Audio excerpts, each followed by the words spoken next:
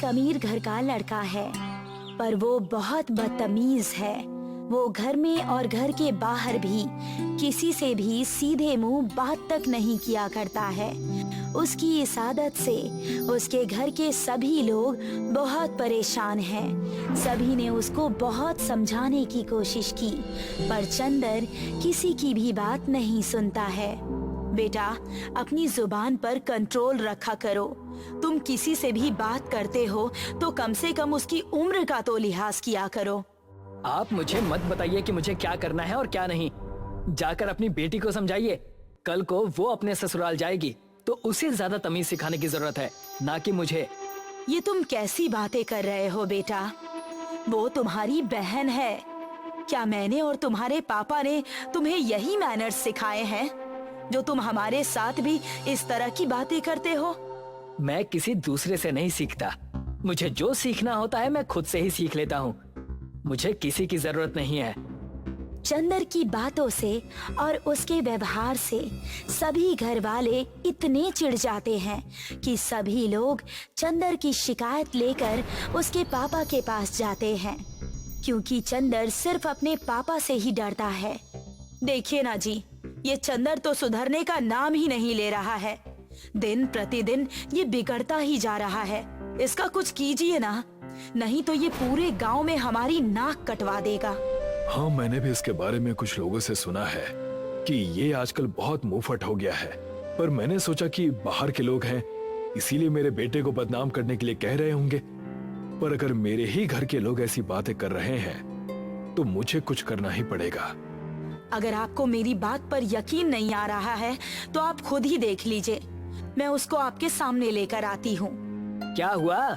क्यों बुलाया है मुझे यहाँ बेमतलब? तुमसे कुछ बात करनी है। मेरे पास तुम्हारी बहुत शिकायतें आ रही हैं आजकल। जो शिकायत कर रहे हैं उन्हें जाकर पूछिए ना।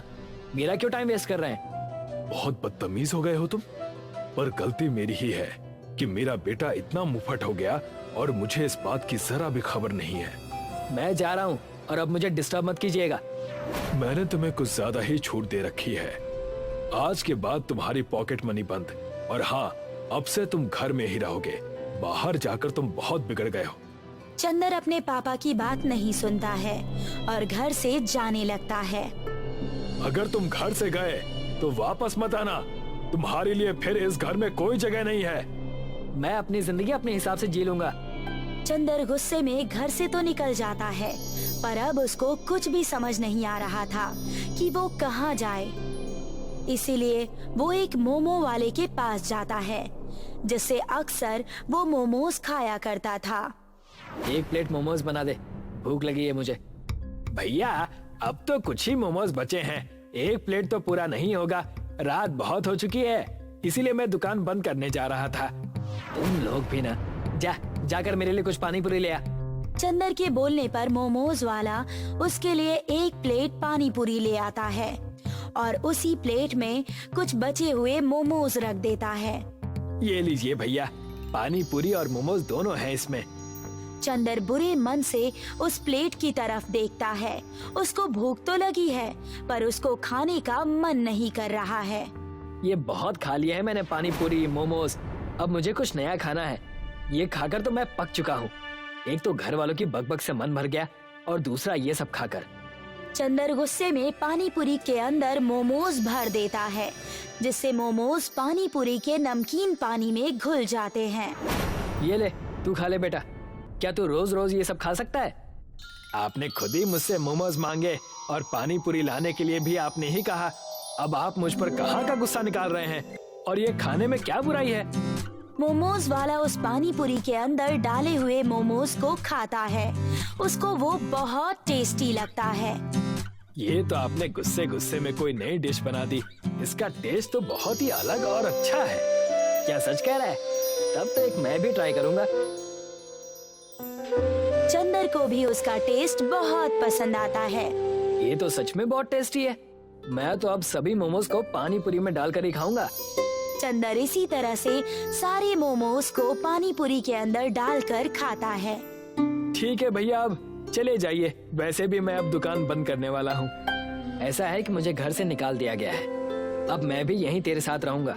और कुछ काम करके खुद ही पैसे कमाऊंगा और अपने घर वालों को दिखाऊंगा कि उनकी मदद के बिना भी मैं अकेले रह सकता हूँ। चंदर अब उस मोमोज वाले के साथ ही मोमोज बेचने की सोचता है। भैया, मोमोज बेचकर तो इतनी भी कमाई नहीं होती कि मेरे घर का खर्चा ठीक से चल पाए। मैं आपको अपनी दुकान पर कैसे काम दे सकता हूँ? चंदर को पूरा विश्वास था कि मोमोज वाला उसको अपनी दुकान पर अपने साथ रख लेगा, पर अब वो थोड़ा घबरा गया था क्योंकि न उसके पास कोई काम था और न ही उसके पास अब रहने के लिए कोई घर था। चंदर को मोमोज वाले के बात पर बहुत गुस्सा आता है। तुझे क्या लगता है मैं कोई भिखारी हूँ जो तुझसे काम मांगने आया हूँ? अरे तेरे जैसों को तो मैं काम देता हूँ। आपके इसी व्यवहार की वजह से ही लोग आपको पसंद नहीं करते हैं। अगर आपका व्यवहार अच्छा होता तो मैं आपको जरूर अपने साथ काम पर रख लेता। मुझे तेरे काम की कोई जरूरत नहीं है। चंदर गुस्से में वहाँ से निकल जाता है और पानी पूरी वाले के पास जाता है और उससे काम की बात करता है। मुझे काम की जरूरत है, क्या तुम मुझे अपनी दुकान पर काम दे सकते हो?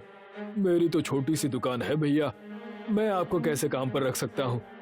अब चंदर को समझ आ गया था कि अगर उसने अभी भी अपना व्यवहार नहीं सुधारा तो उसको सड़क पर ही सोना पड़ सकता है। इसलिए वो प्यार से पानी पूरी वाले से बात करता है।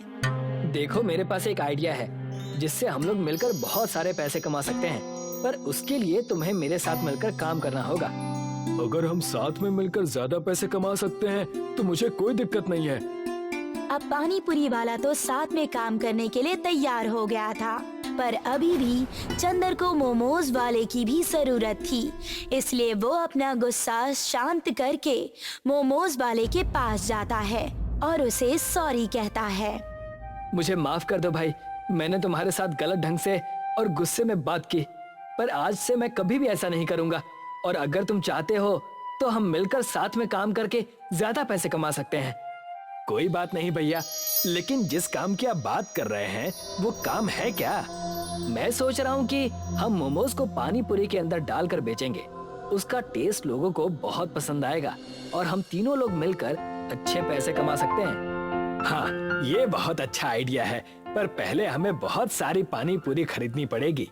नहीं, इसकी कोई जरूरत नहीं है। मैंने पानी पूरी वाले से इस बारे में बात कर ली है और वो भी इसके लिए तैयार है।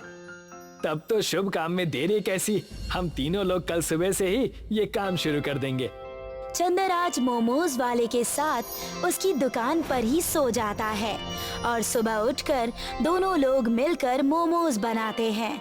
साथ ही पानी पूरी वाला भी पानी पूरी बनाकर तैयार रखता है। अब ये तीनों दुकान के बाहर एक बोर्ड लगाते हैं, मोमोज पानी पूरी वाले। अरे भैया, आपकी दुकान में मोमोज मिलता है या पानी पूरी? हम लोगों ने एक नई डिश बनाई है, मोमोज पानी पूरी। इसका स्वाद लाजवाब है। तो मैं एक बार जरूर ट्राई करूंगी। आप एक प्लेट मोमोज पानी पूरी दे दीजिए। चंदर और उसके दोस्त मिलकर अच्छे से एक प्लेट मोमोज पानी पूरी तैयार करते हैं। ये लीजिए आपकी मोमोज पानी पूरी। वो लड़की मोमोज पानी पूरी खाती है। ये तो आपने मुझे आज कुछ अलग ही डिश खिला दी। मेरी मम्मी को भी ये बहुत पसंद आएगा। आप एक प्लेट मेरे घर के लिए पैक कर दीजिए। चंदर एक प्लेट मोमोज पानी पूरी एक थैले में बांधकर उस लड़की को दे देता है। अब इसी तरह से बहुत सारे कस्टमर्स उनकी दुकान पर आते हैं, जिससे इन तीनों की एक ही दिन में बहुत सारी बिक्री हो जाती है। अगर हम मेहनत करेंगे और मीठी जुबान बोलेंगे तो हम कोई भी काम कर सकते हैं। अब मुझे ये बात समझ आ गई है। अब चंदर गुस्सा छोड़कर सभी से अच्छे से बात करता है और सभी लोगों को उसका ये बदला हुआ रूप बहुत अच्छा लगता है। कुछ दिन दुकान पर काम करने के बाद चंदर को अपने घर की याद आती है और वो अपने घर जाता है। कैसी हो माँ? मैं ठीक हूँ बेटा, तुम कहाँ चले गए थे? हम लोग बहुत ज्यादा परेशान हो गए थे। आज के बाद कोई तुम्हें कुछ नहीं बोलेगा, पर तुम घर छोड़कर मत जाना। हाँ, अब मैं सुधर गया हूँ माँ, और मैंने अपना खुद का काम भी शुरू कर दिया है। चंदर अब वो रहने के लिए अपने घर पर आता है। श्याम और रीमा पति पत्नी थे। दोनों अपने बच्चों के साथ मनाली में रहते थे। दिन में श्याम और रीमा मैगी बेचते और शाम होते ही दोनों मोमोज बेचना शुरू कर देते। उनके मोमोज का व्यापार खूब चलने लगा। जो लोग मनाली घूमने जाते वो जरूर उनके यहाँ मोमोज लेने चले जाते और बड़े चाव से खाते। लोगों को श्याम के मोमोज ज्यादा पसंद आते। रीमा की बनाई हुई मैगी कोई नहीं पूछता। इससे श्याम और रीमा में अनबन होने लगी। भाग्यवान, आज क्या बनाया है खाने में? वैसे तुम्हारे हाथ की मैगी खाए कई दिन हो गए हैं। जी ठीक कहते हैं आप, बना लीजिए मेरा मजाक। मैं तो हूँ ही इसी लायक। बाहर के लोगों को मेरी मैगी पसंद नहीं आ रही और ऊपर से आप भी शुरू हो गए। रीमा गुस्से से किचन में चली जाती है। एक दिन श्याम की दुकान पर एक आदमी आया और कहने लगा, भाई साहब, आपके मोमोज लाजवाब हैं। ऐसे मोमोज मनाली तो क्या पूरी दुनिया में कहीं नहीं मिलेगा। मेरा तो जी चाहता है भाई कि मैं आपके हाथ चूम लूं। तारीफ सुने कई दिन हो गए थे, आज आप आए हैं। ये सारी चीजें सुन सुनकर थक गया हूँ मैं। कुछ नया बोलिए। बस ध्यान रखिएगा, आपकी सफलता चरम सीमा न छूले। सफल हूँ इसलिए घमंड भी है। आदमी इतना कहकर वहाँ से चला जाता है। श्याम की सफलता को देखकर कई और लोगों ने वहाँ पर मोमोज का ठेला लगा दिया। लगता है हमारे व्यापार को किसी की नजर लग गई है। मैंने आपको कहा था ना, ज्यादा हवाबाजी मत कीजिए। देखिए, हमारा व्यापार देखकर ही कई लोगों ने मोमोज का ठेला खोल लिया है। तुम इसकी चिंता मत करो। लोग व्यापार नहीं, व्यवहार देखकर खरीदारी करते हैं। और वही लोग व्यापार और व्यवहार करके हमसे आगे निकल जाएंगे और हम कुछ नहीं कर पाएंगे। कोई न कोई तरकीब हमें निकालनी होगी, वरना तुम्हारी बातें सच हो जाएंगी। श्याम रीमा की बातों को अनदेखा कर देता है। कुछ ही दिन बाद उनका व्यापार ठप हो जाता है।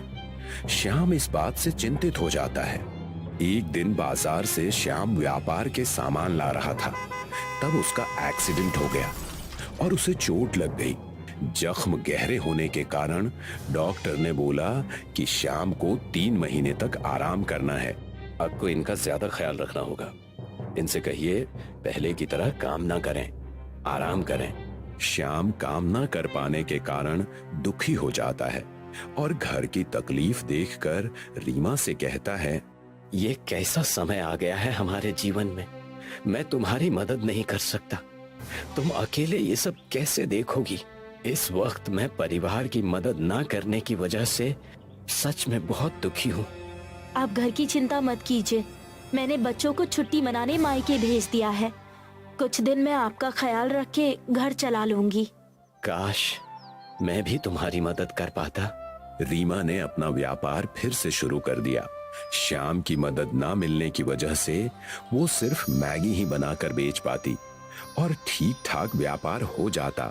एक दिन सुबह रीमा ने अपनी दुकान खोली ही थी कि वहां पर एक गरीब बुढ़ा भीख मांगते हुए रीमा की दुकान पर आ गया। गरीब बुढ़ा रीमा को दुकान पर देखकर श्याम को ढूंढने लगता है। बेटी, यहाँ पर एक बेहतरीन मोमोज वाला नौजवान रहा करता था, वो कहाँ चला गया? बड़े दिन हो गए उसने मुझे मोमोज नहीं खिलाए। जी, वो मेरे पति हैं। उनका कुछ दिन पहले एक्सीडेंट हो गया। इस वजह से अब हम सिर्फ मैगी बेचते हैं। मैं आपको मैगी खिला देती हूँ, आप इसे खा लीजिए। रीमा ने उस गरीब बुढ़े को मैगी परोसी। मैगी खाते ही बुढ़े ने कहा, लाजवाब, ऐसा स्वादिष्ट मैगी मैंने आज तक नहीं खाया। तुम दोनों पति पत्नी के हाथों में जादू है। भगवान तुम्हारा भला करे बेटा। गरीब बुढ़े की बात सुनकर रीमा को अच्छा लगा और उसने मैगी के पैसे मांगे। जी धन्यवाद। चलिए मैगी के पैसे दीजिए। पैसे? कौन से पैसे? मैंने कभी तुम्हारे पति को पैसे नहीं दिए। मैं जब भी आता था वो मुझे फ्री में ही मोमोज खिला देता था। सुबह सुबह आकर इन्होंने दिन की शुरुआत ही ऐसी कर दी। आज का तो दिन ही बड़ा कठिन बीतने वाला है। गरीब बुढ़ा वहाँ से जाने ही वाला था, लेकिन वो रुक गया और बोला, मैं अक्सर तुम्हारे पति के हाथ के मोमोज खाकर उसे जादुई तावीज दिया करता था, जिससे तुम्हारे दुकान की खूब बिक्री होती थी। वही मैं तुम्हें भी देने वाला हूँ। गरीब बुढ़े ने अपने थैली में से एक तावीज निकाली। इस तावीज को तुम अपनी दुकान पर बांध दो और अपना व्यापार देखो। कैसी तावीज? उन्होंने तो मुझे इस बारे में कभी कुछ नहीं बताया। ये लो, और अब से मैगी और मोमो को साथ में मिलाकर बनाना शुरू कर दो। तुम मैगी बहुत अच्छा बनाती हो और अपने पति की मदद से मैगी और मोमोज को मिलाकर उसका व्यापार करो। इतना कहकर गरीब बुढ़ा वहां से चला जाता है। रीमा घर जाकर सारी बातें श्याम से बताती है। श्याम सारी बातें सुनकर कहता है, कई साल पहले एक बार ये गरीब बूढ़े बाबा हमारे दुकान पर आए थे। मैंने इन्हें मोमोज खिलाए, तब भी उन्होंने मुझे एक तावीज दी थी, जिसे मैंने हमारे मोमोज की दुकान पर लगाई और दुकान चलने लगी। लगता है ये वैसा ही तावीज है। उन्होंने ये भी कहा हमें मैगी मोमोज बेचने चाहिए, मैगी और मोमोज का मिश्रण। जैसा उन्होंने कहा है हमें वैसा ही करना चाहिए, इससे हमारे व्यापार में सिर्फ बढ़त ही होगी। श्याम की बात सुनकर रीमा ने अपने दुकान पर गरीब बूढ़े बाबा की तावीज बांध दी और मैगी मोमोज बनाना शुरू किया। देखते ही देखते पूरे मनाली में मैगी मोमोज की चर्चा होने लगी। रीमा के हाथ के मैगी मोमोज टूरिस्टों को इतने पसंद आने लगे कि हर कोई बड़े चाव से खाने लगा। अन्य मोमोज वाले अपना व्यापार बंद करके वहां से चले गए और श्याम की तबीयत पहले से बहुत ठीक हो गई।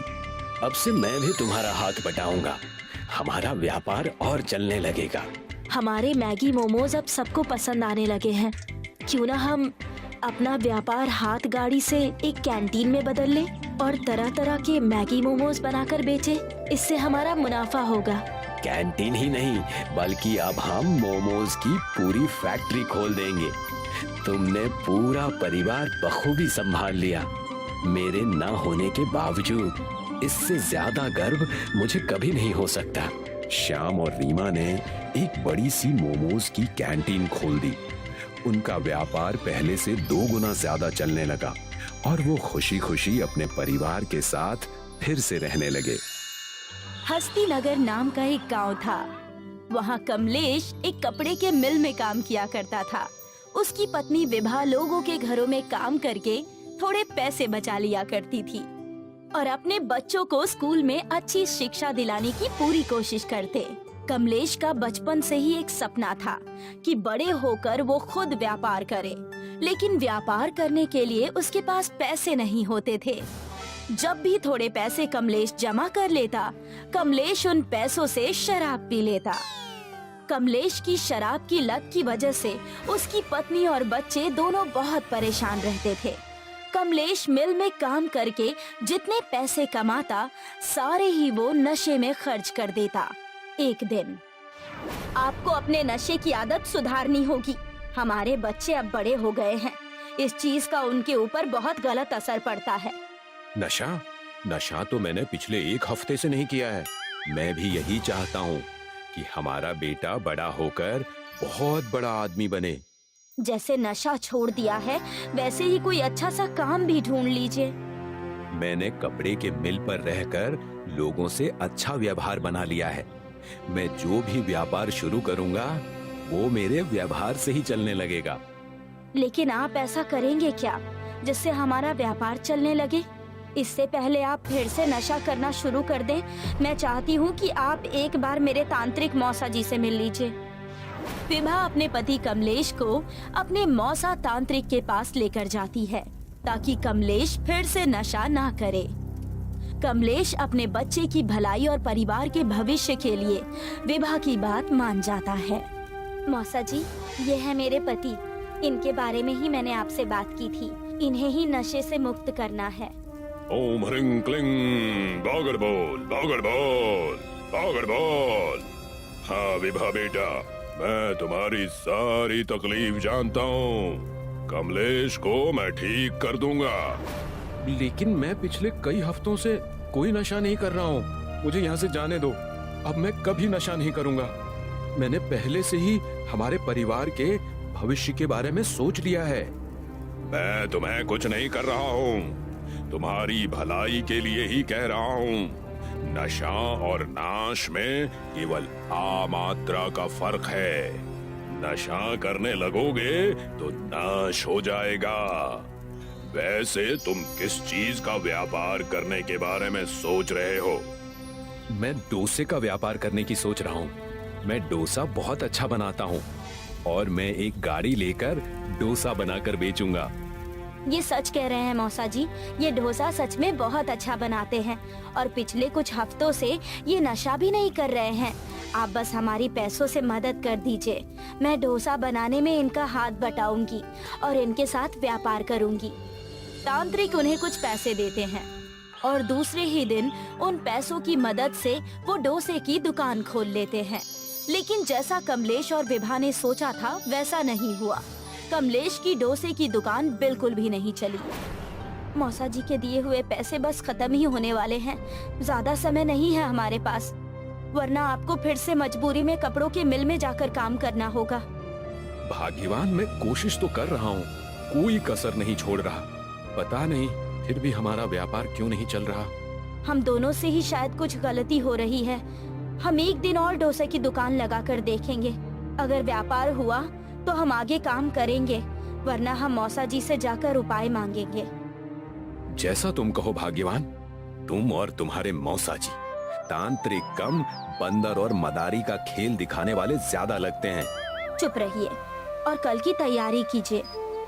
विभा की बातें सुनकर कमलेश दूसरे दिन की तैयारी शुरू कर देता है। दूसरे दिन जब कमलेश और विभा ने दुकान खोली, उनकी दुकान पर भीड़ ही भीड़ थी और ये देखकर वो दोनों बहुत खुश हुए। पिछले दिनों के मुताबिक तो आज का दिन बहुत अच्छा गया है। बस भगवान करे हमारे दिन ऐसे ही जाएं और हम तरक्की करें। लेकिन याद रहे, इन पैसों से आप नशा मत करने लग जाइएगा। हमें ये पैसे मौसा जी यानी तांत्रिक जी को लौटाना है। कमलेश विभा की बात ना मानकर उन पैसों में से कुछ पैसे निकाल लेता है और रात को चुपके से शराब पीकर घर आकर सो जाता है। अगले दिन जब कमलेश और विभा ने फिर से दुकान खोली तो वहाँ ग्राहक नहीं थे। ग्राहक तो क्या, वहाँ एक आदमी भी नजर नहीं आया। उनके अलावा अन्य डोसे की दुकानों पर बहुत भीड़ थी। ये लोगों को हो क्या गया है? कल की ग्राहकी को देखकर हमने आज ज्यादा डोसा बनाने का सामान लेकर आए। अगर आज हमारी बिक्री नहीं होगी तो हम इन सामान का क्या करेंगे? हमारे अलावा सारे ही दुकानों में भीड़ लगी हुई है और हम यहाँ मच्छर मार रहे हैं। जरूर हमने कोई अनर्थ किया है। इस चीज को हमें मौसा जी को बताना होगा। हमें वहाँ जाने की कोई जरूरत नहीं है, इस चीज से हम निपट लेंगे। पहले तो कमलेश विभा की बात नहीं मानता है, लेकिन जिद करने पर विभा कमलेश को अपने मौसा जी यानी तांत्रिक जी के पास लेकर जाती है। तांत्रिक के पास जाते ही कमलेश समझ जाता है कि वहाँ कुछ होने वाला है। ओम ह्रीं क्लीं, ओम ह्रीं क्लीं, बागड़ बोल।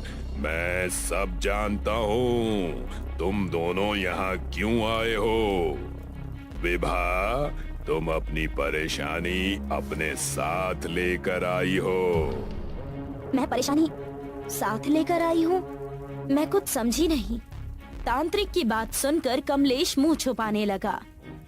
बागड़ बोल, मुंह मत छुपाओ और खुद सामने से आकर अपनी गलती स्वीकार करो, वरना तुम ऐसे ही मुंह छिपाते फिरोगे। अब खुद ही आगे आओ और अपनी गलती मान लो। इन्होंने ऐसा क्या कर दिया, आप मुझे बताइए। इनकी तो खैर नहीं, मैं इन्हें देख लूंगी। अगर तुमने पहले ही ध्यान दिया होता तो ये नौबत ही नहीं आती। मैंने तो ऐसा कुछ भी नहीं किया, मेरी कहीं भी कोई गलती नहीं है। बागड़ बोल, मैंने तुमसे पहले ही कहा था कि नशा मत करो, छोड़ दो नशा करना, लेकिन तुम माने नहीं। तुमने जिस भी दिन नशा किया है, शराब को हाथ लगाया है, उस दिन तुम्हारा व्यापार नहीं चला है। कमलेश की पोल खुल जाने पर वो खुद सामने आ गया और कहने लगा, मौसा जी, मुझे माफ कर दीजिए। मैं अब ऐसी गलती नहीं करूंगा। प्लीज मुझे माफ कर दीजिए, मैंने अनजाने में गलती कर दी। लेकिन आपने ऐसा क्या किया? विभा और तांत्रिक के डर से कमलेश उन्हें सारी सच्चाई बता देता है। मैं हर रात घर से पैसे चुराकर शराब का नशा करता था और जिस भी दिन हमारा व्यापार अच्छा चला मैंने उस दिन भी नशा किया था पैसे चुराकर। मुझे माफ कर दो, मैं ऐसी गलती दोबारा नहीं करूंगा। कमलेश के माफी मांगते ही तांत्रिक ने कहा, बागड़ बोल, माफी तुम्हें एक ही शर्त पर मिलेगी। आगे से अगर तुम व्यापार बहुत अच्छे और ईमानदारी से करोगे तो तुम्हारी सारी मनोकामनाएं पूरी होंगी। मैं सारी शर्तें मंजूर करता हूँ और मैं आगे से मेहनत भी पूरी करूंगा। ये लो मेरी तरफ से मैगी। अब से तुम डोसा नहीं मैगी डोसा बनाकर बेचोगे। तुम्हारी पत्नी मैगी बहुत अच्छा बनाती है और तुम डोसा, इसीलिए दोनों को मिलाकर मैगी डोसा बेचो। तुम दिन दूनी रात चौगुनी तरक्की करोगे। बागड़ बोल। विभा ने वो मैगी तांत्रिक से ले ली और अगले ही दिन कमलेश और विभा ने मैगी डोसा बनाना शुरू कर दिया। उस दिन से मैगी डोसा के नाम पर कमलेश की दुकान चलने लगी।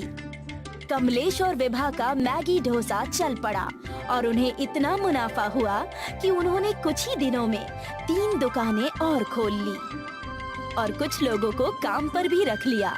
कमलेश ने नशा करना भी बंद कर दिया और दोनों खुशी खुशी रहने लगे।